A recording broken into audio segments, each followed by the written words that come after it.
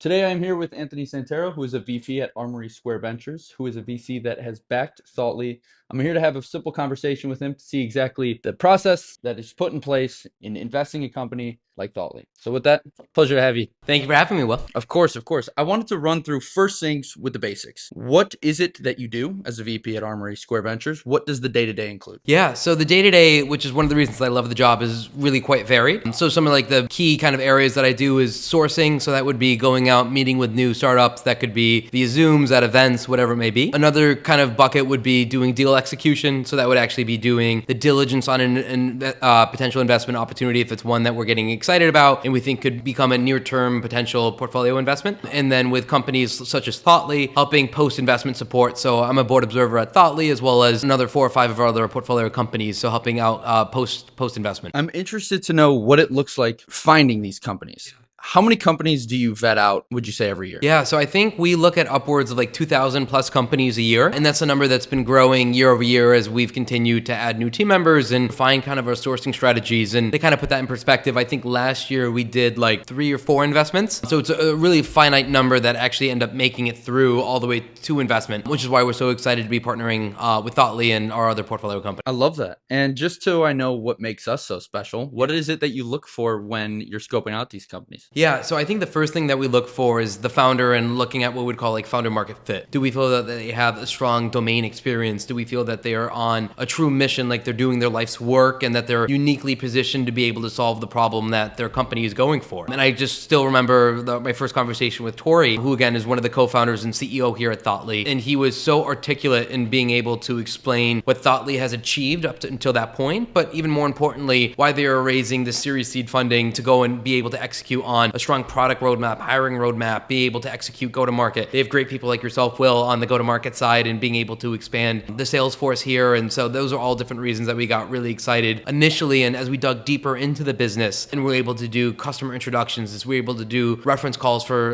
the co-founders, it just continued to get us more and more excited about the business. And we really felt like Thoughtly was on the right path to building the leading platform for voice AI go-to-market. That's what I'm interested in as well. In particular, I get how you guys scope out companies to work with, but in Thoughtly in particular, what did that conversation look like internally, bringing it back to the team? What was the initial response for an AI voice agent software? Was everyone hands on deck, or was there any sort of negotiation that needed to be put in place internally? Yeah, no, I think the team was really excited. So even to take a step back, prior to connecting with Tori, head of the Series seed funding, we first got connected to the Ohio Angel Collective, I want to say 12 or 18 months ago. So it was a company and an individual in Tori that actually we've had some experience with in the past when I first got connected to them. And I was able to continue to kind of follow along the progress that he's been making through LinkedIn, through like the, kind of friends of the firm newsletters that he would send out. And there was one that he said that he was starting to think about, picking his head up and going back to market to raise a new round of capital. And that was the perfect time to kind of really reconnect and do a deeper dive in the business, to dive a little bit deeper than what I've been able to see on the newsletters. And we were just so excited to kind of see the strides that the company has made. And, just to kind of name a couple of them,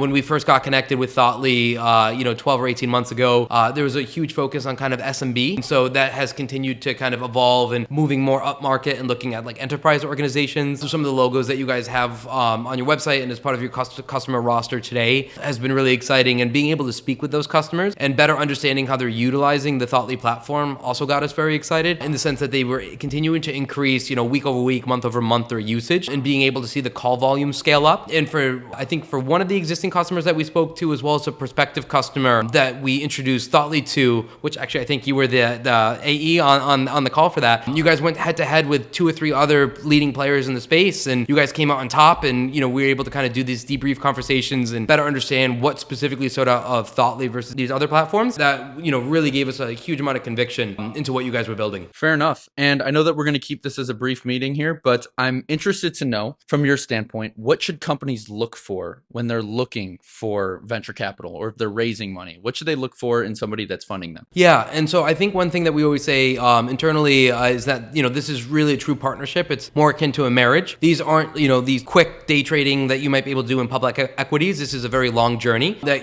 could be 5, 10 plus years for some investments, even longer. And so you want to make sure that you truly are comfortable with the partner that's across the table from you, and that they're in it for the long term, that they have conviction in what you're building, and you guys are going to go through great times and some not so great times together, and you want to be able to have an open line of communication and making sure that everyone's on the same page and still kind of striving for that same mission. And so that would kind of be generalized advice, but I think nonetheless very important. Absolutely. And I could speak from experience. We have felt nothing but that from ASV. And I'm super excited to continue on to the future with you. It's been a pleasure to have you in the office and a pleasure to speaking with you today. Thanks, Will. Really enjoyed the conversation. Cool.